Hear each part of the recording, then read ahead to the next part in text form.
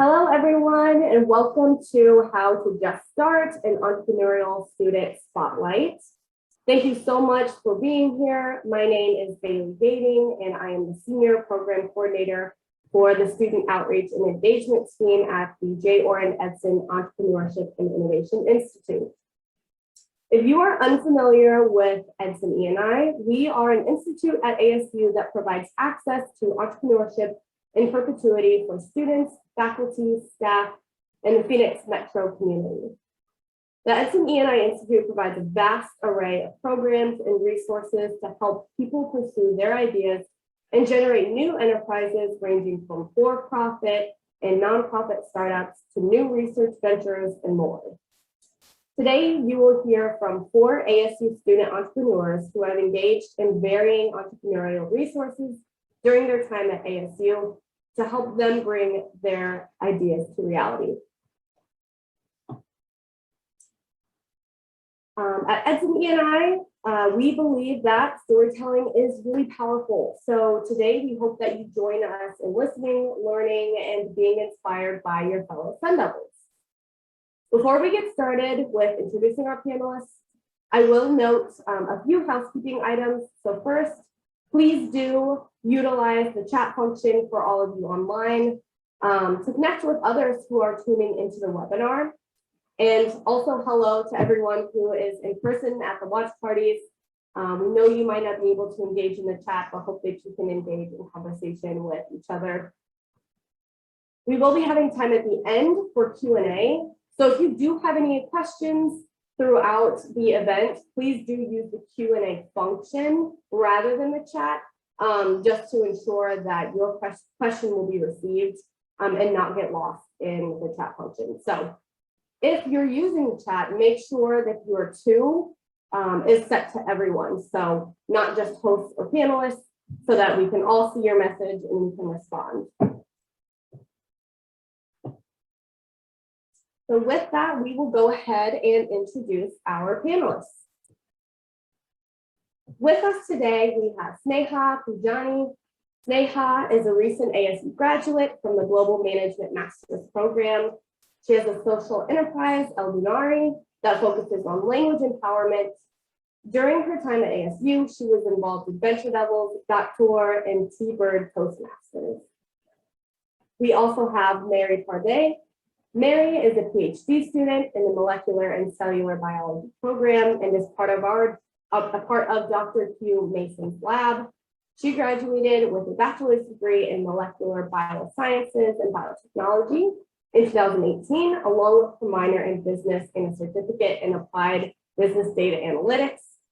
Her company, Vaccina, discovers and develops efficacious, cost-effective plant-produced vaccines and antibody therapeutics to combat pandemic threats, emerging diseases, and intentionally disseminated pathogens and widely prevalent diseases. Next, we have Jasmine Amoako-agyei. Jasmine is a social entrepreneur, a Tillman scholar, a children's book co-author, an environmentalist, and an undergraduate at Arizona State University and Barrett Honors College. Her startup, Countdown Circular Economy Solutions, is an early-stage global technology startup taking a community-centered approach to tackling plastic pollution, both in Ghana, West Africa, and at Arizona State University. And then, of course, last but not least, we have Jordan Forshay.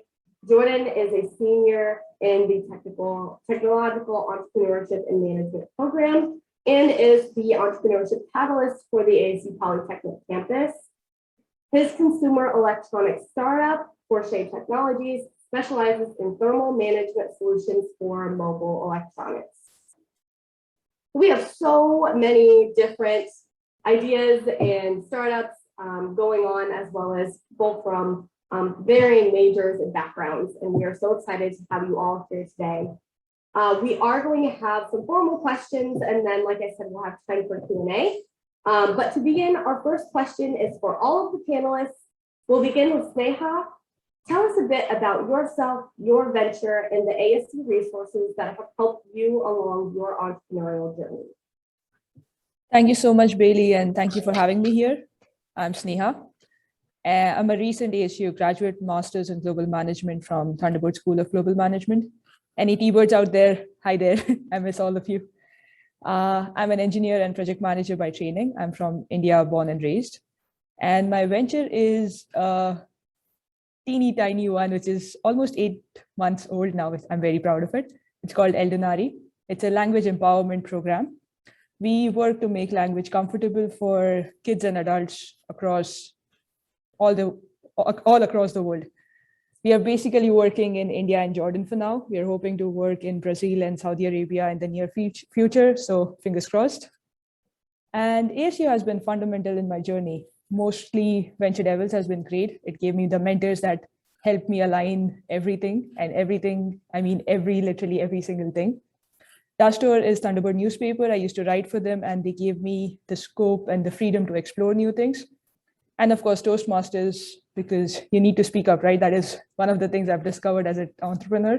You tend to do that a lot. So those are the things that has helped. But then ASU has been amazing because I've been part of Solar Spell project, which is where I found my co-founder, which was a very random meetup. And I hadn't met her till 6th month of our startup, which is crazy. And ASU lets you do that. There's Place program, there's global launch, there is Plus alliances. There's so many things ASU does that makes this journey kind of easier and also surreal. So that's pretty much where I am. Over to you, Bailey. Thank you. Great, thank you so much. Jasmine, same question to you. Tell us a bit about yourself, your venture, and the ASU resources that have helped you along your entrepreneurial journey. Sure. It's so great to be able to interact with everyone today. As was mentioned earlier, my name is Jasmine amoako-agyei. I am the founder and creative director of Countdown Circular Economy Solutions. I call it Countdown for short. And I really wanted to, I started Countdown after staying in my family's home country of Ghana for some time. And I realized that there wasn't a lot of waste management resources, facilities, or safe methods of waste management. And I did some research, and I further learned that this actually posed a significant health threat to everyone in the country. And so I wanted to do something. I thought about my own family members and how they were put at risk, and I knew that I just wasn't comfortable with people going forward in this way. And so through my fellowship with the United Nations Academic Impact, the Millennium Fellowship, I focused on Sustainable Development Goal 12, which is responsible consumption and production, specifically looking at plastic pollution. And I said, maybe we can look at how product design can tackle this issue. The resources at ASU have been incredible and overwhelming at the same time. It's just, the support has been amazing. I've been working with Venture Devils, Changemaker Central, Walton Sustainability Solutions, Engineering Projects and Community Service, Precious Plastic ASU, the Luminosity Lab, and they've actually partnered us with the Kwame Nkrumah University of Science and Technology in Kumasi, Ghana.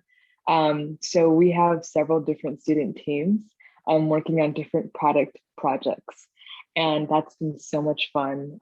We've gotten funding from Changemaker through their Changemaker Challenge grant, and I'm being mentored by Wealth and Sustainability Solution leaders. So really, it's just been incredible launching Countdown in this way. It's only a year old, but we've already made so much progress thanks to ASU. Thank you, Jasmine. Mary, same question to you. Would you like me to repeat the question? Yes, please. So the question is, tell us a bit about yourself, your venture, and the ASU resources that have helped you along your entrepreneurial journey. Hello, everyone. My name is Mary. It's an honor to be presenting this panel today. I am a graduate student here at ASU, and I did both my undergraduate studies and I'm continuing with my graduate work. I plan to graduate this December. And during the course of my graduate work, I've been able to focus on the enhancement and development of a universal vaccine platform that can be easily modified to create vaccines against a variety of diseases. And so throughout my studies, I've been interested in the intersection between science and business, especially in the area of commercializing academic ventures. So I was thrilled to have the opportunity to take my academic research, find some really great co-founders and start building a company so we can take all this work that we have been studying for the last 15, 20 years and actually help it, bring it to the communities and people who need it the most. So that has been my journey through ASU. And key resources that have helped me, first and foremost, are my professors. They have been very supportive of my balance between being an entrepreneur and conducting my graduate studies. So they have been a really big support. In addition, SkySong Innovations, ASU's technology transfer office, has been extremely helpful. They have been very generous with their time to explain all the details that go into starting a new venture. They have taken the time to go through the legal documents and explain terms and just help our team understand exactly what are the steps that we need to do going forward. And altogether, ASU has been very supportive of my journey. And my co-founder is also an ASU graduate student, so it's been really nice to have both an in-house team and also be able to bring in team members from outside the university. Wonderful, thank you, Mary. Jordan, same question to you. Would you like me to repeat it? I got it. Hey guys, I'm Jordan.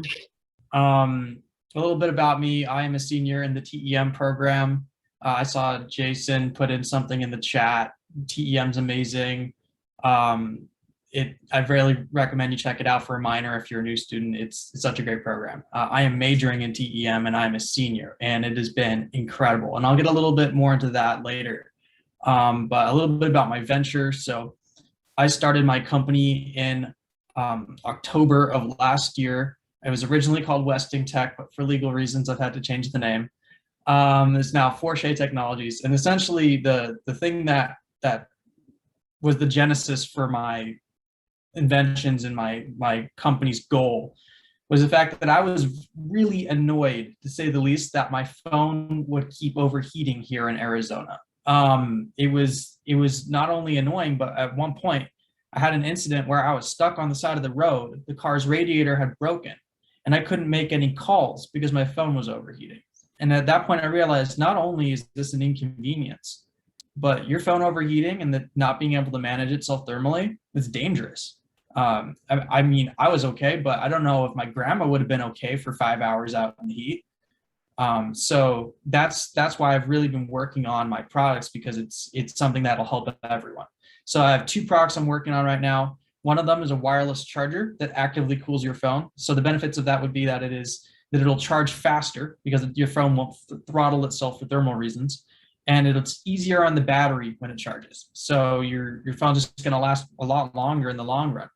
The other product I'm working on is a case and screen protector. That one's a little bit under R&D right now, but a case that gets colder in the sun instead of hotter, using a technology called radiative cooling. So it's not solar powered, but it is powered by the sun. So the more sun you give this thing, the colder it gets. That is something else I'm working on as well. So thermal management solutions for mobile electronics. I do have a website, and I'll put the link in there if you want to check it out. Shoot, the ASU resources, of course. So Venture Devils has been one of the biggest resources that I've utilized. Same with Changemaker Central. I pitched my idea for the wireless charging wireless charger to both of them. And I won a significant amount of money for my venture. I won $15,000 from Venture Devils. And I had a great mentor that was there to help me. So without those resources, my company would be in a very different place, but I'm very thankful that I was able to get access to those programs. Awesome. Thank you all so much for an intro. Time is already flying by. So for the next few questions, let's try and get through it as quickly as we can, because we want to hear from all of you. So our next question is also for all the panelists. So going in the same order, beginning with Sneha, what do you think makes this new generation of entrepreneurs unique?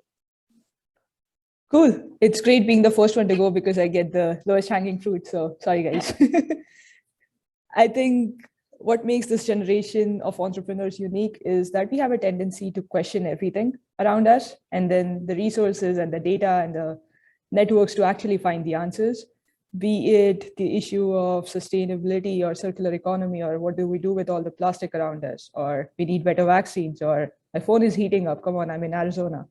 All of those issues are real life problems, and we have resources to solve them. So that's what makes us unique. Thank you. Next, we'll do Jasmine. Yeah, going off what Sneha said, it's really our generation, I think, inherited a unique set of challenges. and ranging from technology to global health to the environment. And rather than shying away from those challenges, we're finding different ways to approach them, innovative ways to make it so that we can not only survive but thrive in this new reality. And I think this next set of entrepreneurs, they're very brave and courageous, and it's very exciting to see them. Oh, Mary, I think you're moving. I would agree with both Sneha and Jasmine. I agree that our generation has received a lot of challenges, and I think we also are very willing to step up and take advantage of all the resources, the advances in technology, communication, that allow us to come together from different parts of the world, different parts of the country, and actually tackle large solutions to this problem. For example, my company is currently completely virtual. We have our CEO who's in New Hampshire, and both my co-founder and I are at Arizona State University, yet we're able to make great strides in figuring out our plan. And we are comfortable with being online for now until we get a lab space. So I think that ability to use an interdisciplinary approach is what makes this generation especially unique. Yeah, Mary, I definitely agree. It's that aspect of we have internet connection, which is really great. So I have 2 interns right now, and neither of them are in Arizona. One's in LA, the other's in Chicago. And that because I can access anyone from anywhere, I have access to some of the best talent, even if they are just interns. And it's also the new entrepreneurs, this new generation of entrepreneurs has access to so much literature instantly that you can come up with ideas that you wouldn't come up with before. For instance, like before you'd have to like go to the library and then pick up the book, and then you wouldn't even be in the same section as something else. But if you're going online, you might bump into something and it's like, oh, that would be interesting if I combined it with this thing. And it's like, that would never happen in a library unless you're really trying to think about it. So I think the internet really enables just like compounding of innovations upon each other. Yes, absolutely. Technology has really opened up a lot of opportunity and pathways. So I agree with all of your statements. So the next question is also for all of the panelists. So again, following the same order, starting with Sneha, what inspired you to just start? Oh, it has to be the pandemic. I mean, I didn't ever have enough time to sit and think before. Not that I didn't have time, I couldn't go anywhere. So I had to actually sit and reflect on all the half-baked ideas I've had over the years. And I came to a point where I couldn't not act on it. I mean, I had to see it through. I got super excited about all of it, and it just had to be done. So I think the short answer would be the pandemic made me do it. Over to you, Jasmine. Yeah, I think that's a really good point. When I started, I just knew that I wanted to do something. I'm someone I have a lot of ideas that I want to act upon, and it was a matter of, okay, which one can I do right now? And this is it's like, what challenge can I tackle right now? And I realized okay, this is what's right in front of me. Everyone in their household is dealing with plastic, so let's see what we can do about that. And knowing that I had the cushion of support around me through this university, it made it that much easier to go ahead and just try something and see what happens. For me, the catalyst actually starting Vaccina was the Innovate Children's Health Challenge, which was an opportunity that was presented by SkySong Innovations. They reached out to my PI, who then forwarded the message to me and asked if I'd be interested. And it was just the opportunity I'd been looking for, because I knew that my work as a researcher and all the hours that my lab has spent could be translated into something that was commercially viable. And so I wanted to actually be a part of that, but I didn't have the right opportunity. So this Health Innovation Challenge was the perfect opportunity to actually start the business, learn how to incorporate a company, get everything up and running. And through that challenge, we met our current acting CEO, Dr. Caitlin Morse from New Hampshire. And when we started forming our team, that was all of the people that we needed to actually get excited about it. And so we found that we all had similar passions about helping bring vaccines to the market, helping to especially target low to middle income countries who are underserved by different vaccinations that are currently out there. And so primarily it was the Health Innovations Challenge that gave us the opportunity to form a team and actually get started the company. And then after the challenge ended and we were announced one of the winners, we were still committed now to the project to continue to this present day. I think my situation is kind of interesting because it was a mix between the haters and the people who were like, I need this. Both of those came together and I was like, there's people who seriously doubt that I can pull this off. And there's also people who every single time I mention phones overheating, they have a story for me. And that's just like, the haters keep me going and the stories keep me focused. Yeah, thank you. I think there's various ways that inspire us to do the things that we do. And so thank you all for sharing that with us. This next question is for Jasmine. Jasmine, why do you think it is important to move away from the global linear economy? And what opportunities are there for entrepreneurs under the circular economy model? That's a great question. So for those that don't know what the global linear economy is, it's essentially the way in which we operate right now. You know, we take raw materials from the environment, we make it into something, we use that thing, and then we throw it away. And as we know now that model simply isn't working, my favorite statistic is without significant action, there may be more plastic than fish in the ocean by weight by 2050. And that should tell us that the way in which we even consume water, that actually needs to change. And so I'm super excited about the circular economy, which is this way of we make something, we use it, we reuse it, and we turn it into something else. And we have this really cool opportunity here to rethink the way we make and use things, starting from plastic, but that doesn't only pertain to plastic, it actually pertains to fashion, our food systems and everything. And so if you're someone who wants to get involved in the circular economy, I encourage you to just explore what it is you're passionate about. I hear a lot of people talk about fast fashion. That's incredibly important to tackle. And so if you're into designing or fashion, find ways to make clothes differently. There's a lot of different materials out there. I love working with plant-based materials, you know, that you can actually use to make new things. And more than anything, something that can kind of motivate everyone in the corporate world is that it's actually more financially viable than the current global linear economy. So it's not only eco-friendly, but it's good for our wallets as well. So yeah, I encourage you all to just explore what it is you can do within the circular space. Thank you, Jasmine. Our next question is for Mary. Mary, finding a co-founder can be difficult. How did you and your co-founder meet, and what influenced you both to decide to work together to create Vaccinia? That's a great question. I already answered a little bit about it in my answer to the previous one, but Vaccinia currently has 3 members. One is Dr. Caitlin Morris from New Hampshire, and the other co-founder is Joe Hunter, who is also my lab colleague. So when we were presented the opportunity to make a company as part of the Innovate Children's Health Challenge, I knew I wanted to do it, and I didn't have much trouble finding co-founders since Joe was already working in the same lab. We both share entrepreneurial aspirations. We both have other companies on the side, and we were both focused on pretty much the same project, just different aspects of our doctoral work. So we were both intrigued by the idea of starting a company, and we both had the same mission of actually taking our vaccine platforms and helping it reach market.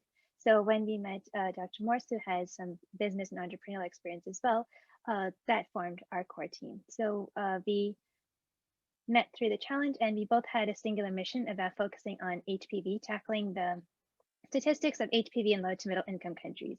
Since currently HPV accounts for about 4.5% of total cancers, but 90% of all the cancer deaths attributed to HPV-caused cervical cancer happen in low to middle income countries. And the current vaccines that are out there on the market don't provide protection against strains of HPV that are prevalent in those countries. So we all 3 of us had a single mission, and we both all had the knowledge and technical expertise to actually produce the solution. So that's how we met. We were all aligned in our goals, and we have continued pursuing those goals. That's great. Thank you, Mary. Yeah, it's important to find people who have similar goals and entrepreneurial aspirations as you. So that's great. Our next question is for Sneha.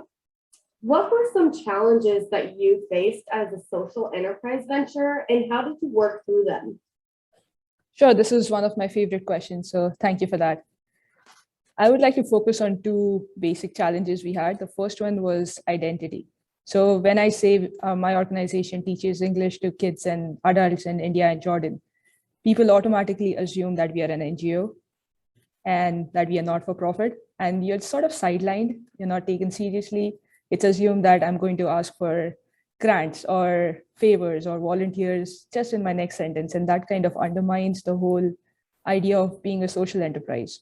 So yes, we are more than profit organization. We value social impact more than profit, but that's more than profit. It doesn't mean that we do not want to have a profit or we do not want to be a profitable enterprise. So a solution for this was mainly to understand and realize the core values of the team within ourselves. But whenever we are actually doing businesses, whenever we are interacting with our stakeholders, our investors, our customers, we leave the philosophy out of the business. We approach it as anyone would approach any business.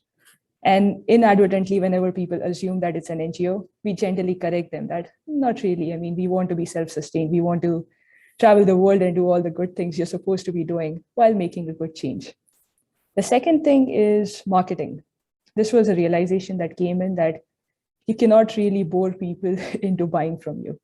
The bigger issues of the world like health crisis, plastics, electricity, education, all of them have become so mainstream that people are tired of hearing about it. So how do I tell my story without the eyes glazing over and people being like, okay, what next? Move on.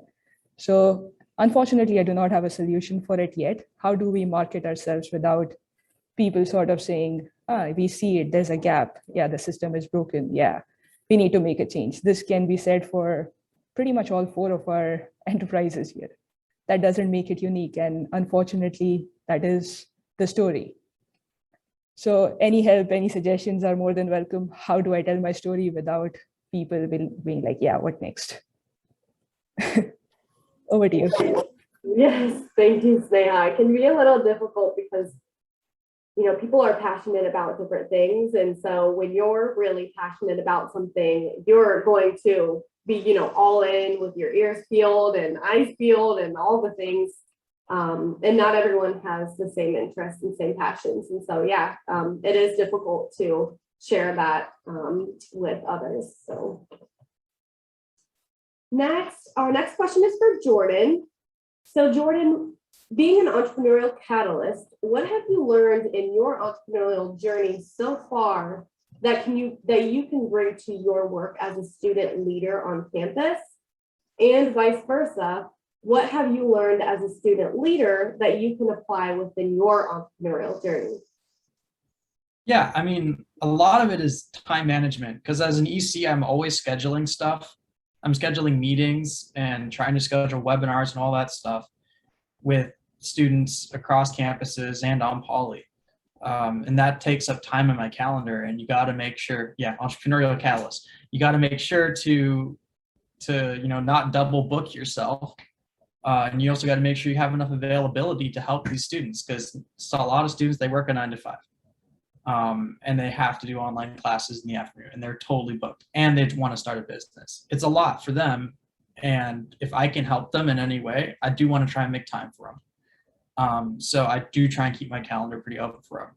And then I guess the vice versa would be for as an entrepreneur and in my company, having the experience of talking with a lot of blossoming entrepreneurs and talking with a lot of people who want to start a business lets me kind of look at myself and see how do I look from that perspective. Am I following my own advice? Am I fully utilizing the resources that I would tell myself to use or tell someone else to use? And it's always good to kind of like retrospectively like look at yourself from the EC perspective and say, Forshay Technologies should probably be doing X, Y, and Z, you know, and that's the vice versa. Yeah, great. Thank you, Jordan. Yeah, I mean, it's difficult not only trying to balance, being an entrepreneur, a student, working, all the things, but doing that while also being a student leader can be pretty difficult. And so you gain a lot of skills doing all of those things that are skills that you can use in various settings. Our next question for all the panelists is, what is one piece of advice you would give another ASU student entrepreneur as they work through their own entrepreneurial journey? So we'll go in the same order that we were at the beginning with Sneha. Sure. One piece of advice I would give is to show up, to get involved in things that catches your eye, even if it doesn't make sense for you to get involved in it. I have ended up giving interviews for ASU. I've ended up on scuba trips for some reason because it was there. It was something that caught my eye. I became part of Solar Spell and I met my co-founder. I was part of Plus Alliances and I could network with King's College London and University of New South Wales because ASU has been partners with them. So whenever something catches your eye, even if it's uncomfortable, just show up. And things tend to solve themselves if you just sort of show up. That's how, as the going goes, right? The genius finds you, but you have to be working while they find you. So just go out there. In other words, just start, right? That's good. I should have thought of that. Yes, just start. That is excellent advice. Going off of what Sneha said, in addition to showing up, which I believe is super important, I'll say my top few things, which is ask for help. Have the humility to ask for help. Always be willing to learn, because this process will teach you a lot about yourself and about your venture. And it will change. So you have to be flexible, be open to change, be prepared. That's what they always say is success happens when opportunity meets preparation. So always be prepared, be brave and believe in yourself, because there'll be times when you'll doubt, am I doing the right thing? And you have to trust yourself that, you're doing this for a reason. And, someone's life is tied to your dream. So really just keep going and just be prepared. I'd agree with all those pieces of advice. And just to add on, especially to the ask for help, which I think is really important, is be open to talking to your professors if you're really interested in a certain topic and you're in a class and with the professor who's a knowledge expert. Just ask them. There's so many professors at ESG who are also entrepreneurs or have their startup companies or have past entrepreneurial experience. And that was very helpful as we were starting the very early stages of our company. We just went to all the professors that we knew who had companies, and they were invaluable as far as learning how to balance academia and a startup company, time management, some more of the more technical legal and financial details. So be open to talking to your professors. And I would say to explore all the entrepreneurial resources that ESC has, because the websites are really helpful. And finally, find a group of people, either co-founders or a select team of people who support you and are willing to not only help keep you on track, but also keep reminding you that what is your end goal. So having that type of support base, I feel is extremely important, because especially if you're a student entrepreneur, you're balancing so many constraints on your time that it can be very overwhelming at times. So having a solid support team helps you get through those rough patches. I would say don't fall in love with your idea, but do fall in love with your mission. If you fall in love with your idea, it can kill you. It can kill your business, because what'll happen is you'll find out that some little part of your idea doesn't work. Some little part of your idea is not practical. It may not even work because of physics. I mean, just rules of nature. And if you're too attached to that idea, your company will die. But if you're in love with your mission, the goal of what you're trying to do, when your idea doesn't work, that's just one hurdle, and you get over it and you keep going.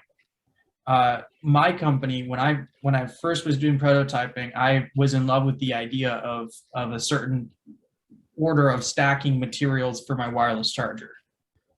And I was finding out slowly that that stack wouldn't work, and then I would have to rearrange it. But I was already too in love with that stack idea, so I had to let go of that idea, because if I would have stuck with that, it just wasn't going to work in the long run, and my company would not be doing anything productive, because it just wouldn't have worked. So I stuck with my mission, and because of that, I figured out, what other things can I do? And I figured out the stack issue, and I figured out other products I can make too. So yeah, fall in love with your mission, not your idea. Thank you. Great advice. I mean, we have flexibility, we have resiliency, we have, surrounding yourself with support. All wonderful pieces of advice that we can use for everything and for our ideas. And so with that, we do have a little bit of time. So I'm going to ask one more question and then we'll move on to Q&A. And so this question is going to be for all of the panelists, again, in the same order, beginning with Sneha. Where do you hope to be 5 years from now? Sure. So one of the things I've always wanted to do, just like Mary, is get a PhD. So hopefully I'll be in school somewhere and most definitely move out of my family home. So small dreams, I guess. Small dreams, but great dreams. What about you, Jasmine? Where do you hope to be 5 years from now? In terms of, I'll just kind of talk about the countdown. So I really want it to be a resource for the next generation. And so my long-term goal is for this to be an innovation hub where students can come and learn new things. They can explore making and designing and building across Sub-Saharan Africa, Asia, South America, everywhere. I really want it to be an opportunity to introduce kids to the circular economy, but also to become sustainable leaders within their own communities.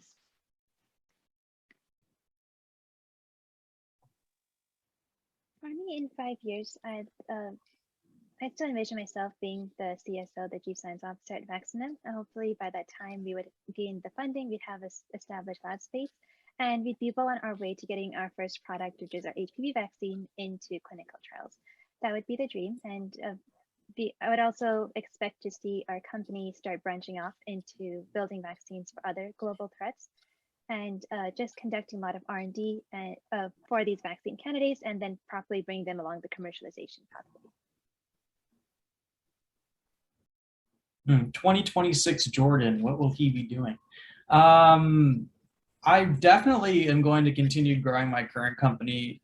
I want to grow it pretty fast because there's a lot of different products I can offer, and there's a lot of things I have just in the works right now. I have like 6 products I'm working on. So that there's a lot of growth to be had there, but I also want to start some other companies.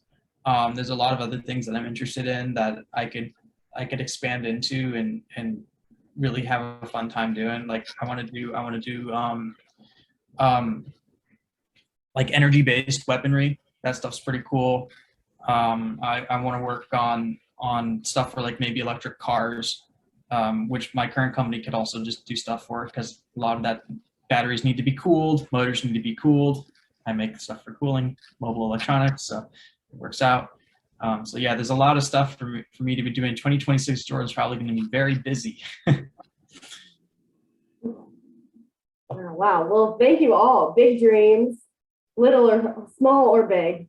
They're great dreams to have. So hopefully you are where you want to be in those 5 years from now. So with that, I want to invite everyone participating either virtually or in person to please take a moment to put any questions that you have in the Q&A function.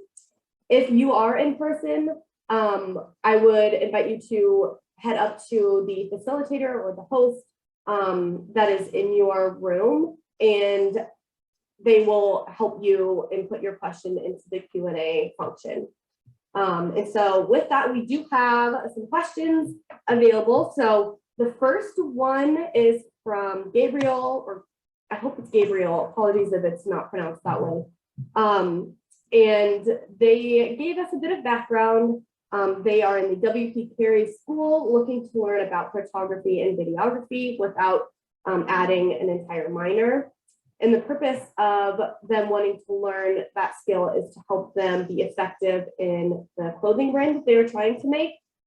So the question that they have is, when it comes to learning new skills or topics outside of your field, what is the best way to go about learning that skill, utilizing school resources? So panelists, I will leave it up to you. Yeah, go ahead, Jordan. Yeah, this is right up my alley. So I am a business major by trade. My roommates make fun of me if I even try to mention that I do engineering stuff, because they're all engineers. But because of the nature of my business, I'm literally making wireless chargers and water cooling systems, and I'm also doing like chemistry work. So I'm working with radiative cooling, which is about the resonance of little tiny glass silicon dioxide balls in a volume. It's insane science stuff, and that's not my background. That's not my major. How do I do it? I take a lot of time to research that thing. I look at the scientific papers. I look at the literature. I look at YouTube videos. I watch documentaries on whatever I'm trying to learn. And it really comes down to, if this is something you're interested in, if this is something that you think is really going to be worthwhile to you, make the time to learn those things on your own time. You don't need a class for it usually. You don't need, I mean, classes help, but you don't need a class for it usually. You don't need any sort of like formal structure. You can just look it up, and if you're really interested, you'll just get drawn into it. And 5 hours later, you've learned a little too much about photography. So just start reading, start learning. Anyone else on the panel want to add to the? Can I jump in? Sorry. Yeah. Sorry, Jasmine. So just talking about the videography and the photography one, the thing that helped me was to become part of the student clubs or student newspaper, because there's usually someone who is already doing it, and you get to work in the field, so to say, or you actually get to get your hands dirty without the stakes being so high. And I think that's one of the most important things about being in school, right? You can mess up all you want, but it's your school, it's your people. So one of the things is to find a club or a group that is actually doing this and just show up again. You would find a way to get your hands dirty and learn things while you're at it. Yeah, and going off of that, I knew with what I wanted to do, I wouldn't be able to do it by myself. The scale of just our goal was pretty large. And so I kind of had fun. I fell in love with finding resources around me that could actually help make this a reality. And I knew very quickly on that I'd have to ask for help. And so everything from, I'm primarily a business student. And so I knew how to go about it a little bit in the business way, but I knew that venture demos would help me take it to the next level. A lot of what we're doing requires engineering expertise. And so I was very fortunate to have a friend who actually connected me with the ethics program. And now I have a team of engineering students working with me on product development. We also have the Luminosity Lab. I have a team of couple of student teams in Ghana and here at ASU that are also working on product development. And we have students in that lab ranging from backgrounds in graphic design, industrial design, business, engineering, everything. So I really believe in collaboration across. And I also believe in, international teams, because the better that this venture is informed, the better we can serve the communities we intend to serve. And so I say, don't be afraid to ask one professor, because they may connect you to a whole world you didn't know existed. That's kind of the beauty of ASU. It's so big. So to tap in, you have to just start somewhere. And it just takes one question to actually help answer a lot more of your other questions.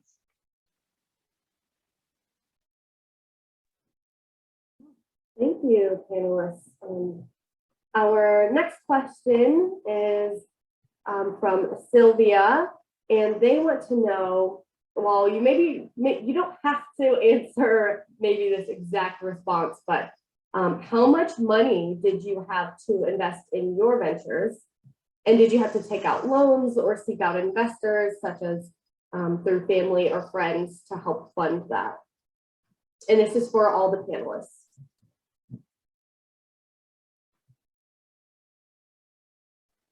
So I can start. Oh, sorry, Mary.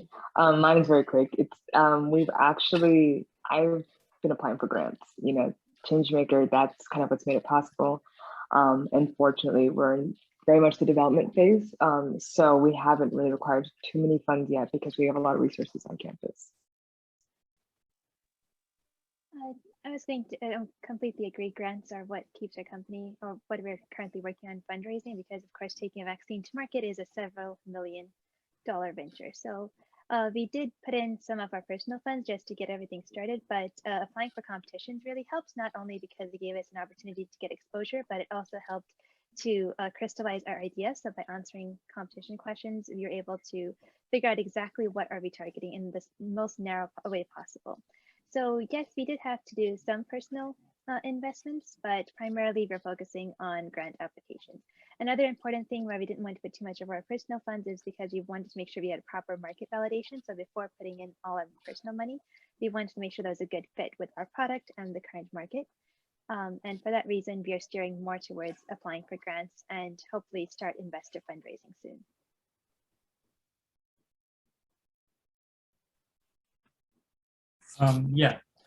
So I put in like about $1,000 of my own money into my company before I went and started pitching it to ASU. And then since then, I won $1,500 from Changemaker Central, which was huge.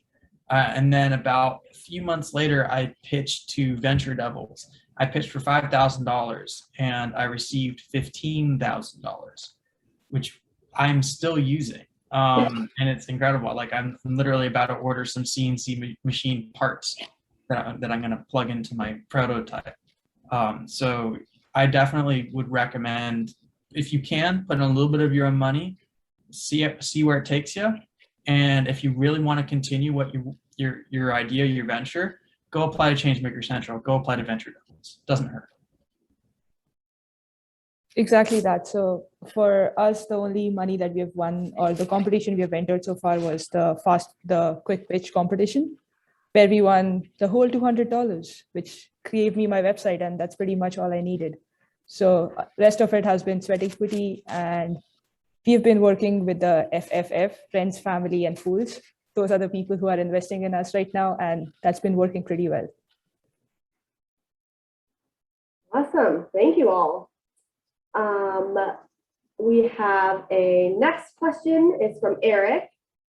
Have you used any maker spaces or similar resources to help prototype your ideas? And that's for all the panelists.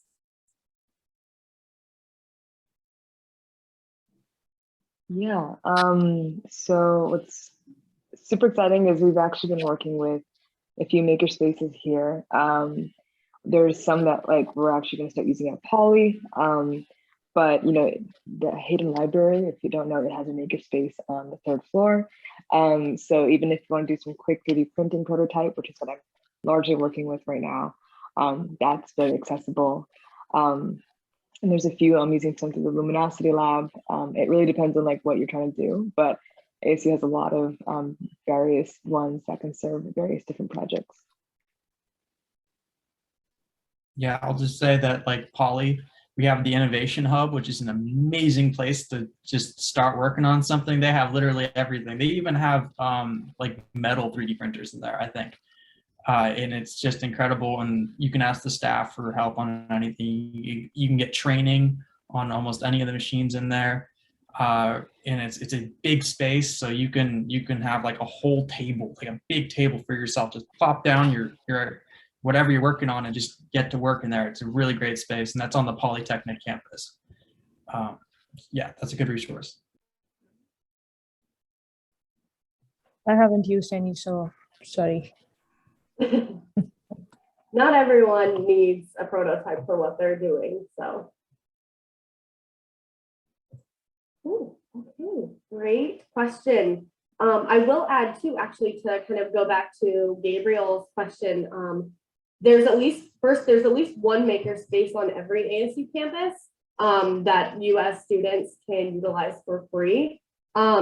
in that makerspace, at least the one on the Tempe campus, I know that you can rent out cameras and photography like studio space, and you can utilize those if you ever want to kind of just practice photography skills. So just a thing that came to mind. But not only are there maker spaces for 3D printing and things like that, but there's other resources like photography and arts and things like that too. So definitely take advantage of those, because they are not so free after you have already passed your time as an ASU student. So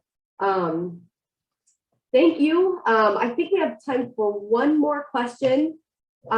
This question I'm going to ask, of course, all the panelists again, which is, how do you balance your time being a full-time student and an entrepreneur and all the things? Do you have any tips or tricks that you would like to share with other students who are trying to do all of these things as well? So we'll just kind of open up the floor to anyone who wants to respond to that.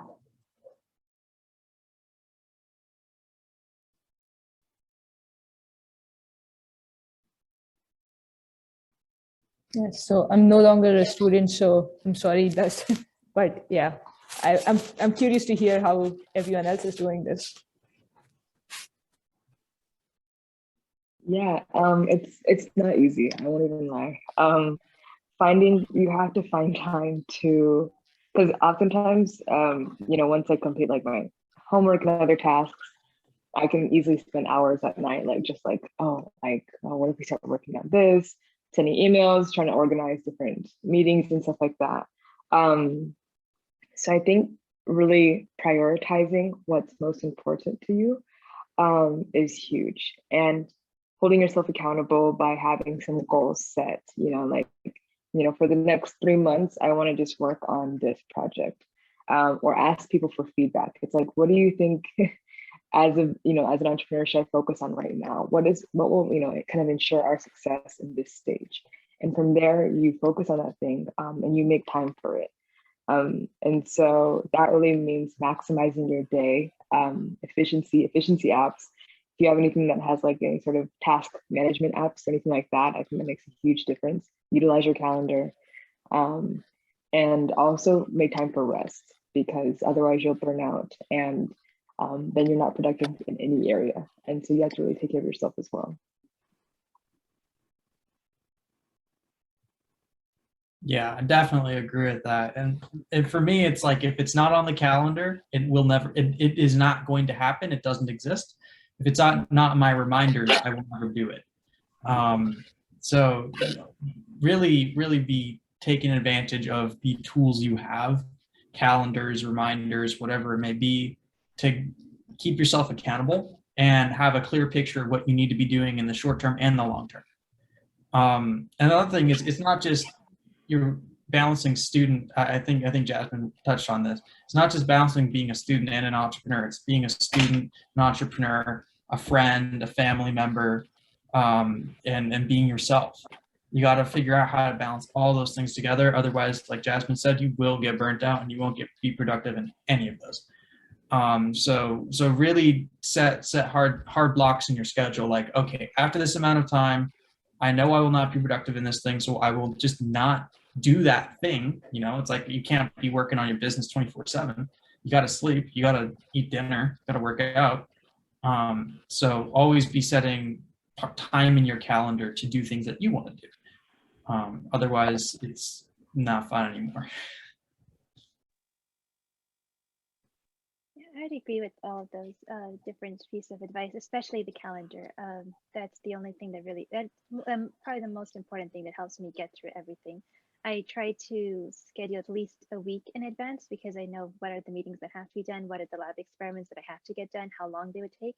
And I find that if I structure my day as tightly as possible, and then I can actually get through everything, and then also have a metrics to see how productive I was during that day. So at the end of the day, even if I feel like I haven't made progress on everything that I wanted to do, I still have that clear checklist of here's at least what I was able to get to, and the rest can be done at a later date. And prioritizing rest, I feel, is really important. That was something that I didn't do early on as a student entrepreneur. And that was not fun at all. So now I've been trying to do better at the whole work-life balance. Excellent pieces of advice. I think we could all do a little bit better at prioritizing our sleep and our scheduling. So I know that I can take some of that advice and utilize it in my own life, even though I'm not currently working on any entrepreneurial ideas. But with that, we are at time. So panelists, thank you so much for being here today and sharing your stories. I think I can speak for everyone in that you are all so inspiring, and we wish you the very best of luck on your entrepreneurial journeys. Before we go, I would like to share a few Edson E+I resources with you all. So please check the chat, and we're going to be including a couple of links. These are all resources that have been mentioned by at least one or all of the panelists today. So I want to get you all direct access to those. And then for those of you who are in person, we will send a follow-up email to everyone so that you have these links in case you're interested in exploring them further. So first, I would like to direct you all to our website. You can learn more about the Edson E+I Institute. All of our programs and resources are listed here as well. And then we also have an events calendar on there if you're ever interested in getting involved in some opportunities. So definitely check that out. I also want to share with you our Just Start Guidebook. This is a digital, editable guidebook that you can use to work through your ideas. So it is full of exercises and activities to help you think through your strengths, your entrepreneurial mindset, goal setting, and things like that. It's downloadable. You can print it off if you'd like, but it is an editable PDF for you to use over and over again. And then for those of you who are looking to get connected to entrepreneurial resources or get feedback on your idea, you can schedule a one-on-one meeting with an entrepreneurship catalyst. Jordan actually is the entrepreneurship catalyst, as we mentioned earlier, for the Polytechnic campus. We do have at least one entrepreneurship catalyst on each campus, as well as one dedicated to online students. And so you can find all of their contact information and their bios on our website, which is in the process of being updated. So check it back in like the next week. We have brought on quite a few new catalysts to help you through this, navigating all these resources and your ideas. And then earlier, Sneha mentioned that she won $250 at Open Pitch. Open Pitch is an event that we put on every single semester for any ASU student to share their idea in a 2-minute pitch. We're in front of the crowd of other peers who are listening to your idea, and then everyone there gets to vote on their favorite idea. And then the favorite gets $250 to move your idea forward. And so that is part of our launch days month, which is the full month of September, and we'll do it again full month of February. There's a full week of Open Pitch called Open Pitch Week. You'll see all of the dates and times and RSVP links there. If you're interested, I highly recommend doing that. And then also just checking out all of the different events that are going on throughout the month. Finally, a program that you've heard from each of our panelists today is our Venture Devils program. This program provides mentorship, funding opportunities, and access to curated resources to help you bring your ideas to reality. They have 5 application deadlines throughout the year, so you can check their website for more information on how to apply. And then you'll also see on the Launch Days website the most upcoming Venture Devils application deadline, as well as an online info session to help you work through your application. So don't be afraid to that you have to apply to be part of the program.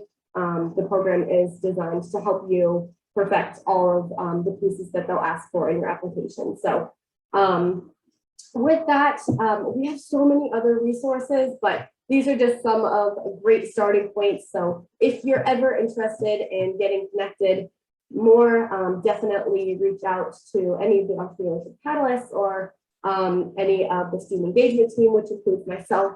And I'll put my email in the chat if any of you would like to reach out to me. Thank you again, panelists, for your time, and thank you so much to everyone for tuning in. I hope you all have a wonderful evening and a wonderful semester. Thank you so much. It was a pleasure being here. Thank you all. It was so fun. Thank you, everyone. Thank you guys.